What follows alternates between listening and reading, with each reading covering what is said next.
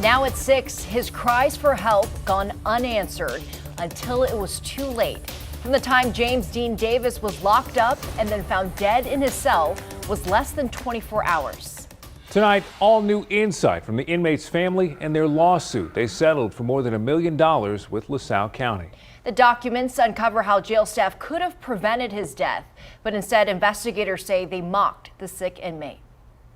Sounds like he's having a heart attack. It's freaking annoying. Shut up. This dude sounds like he is in expletive heat. That's some of the back and forth between LaSalle County jail staff. They're accused of heckling 42-year-old James Dean Davis, who was in his cell begging for medical attention. Davis has faced a combination of misdemeanor and felony charges in his past. An outstanding warrant for a theft landed him in LaSalle County custody July 31st, 2017. According to documents obtained by KENS 5, Davis was detoxing from a narcotic drug. He reportedly told jail staff several times throughout the night he was sick and needed help, but his repeated pleas ignored.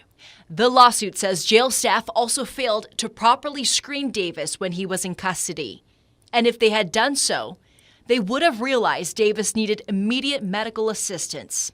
Davis was found unresponsive in his cell the next day on August 1st. The Attorney General's custodial death report says Davis died from an accidental drug overdose. A LaSalle County judge says 2 jailers have been indicted and one is currently in pretrial.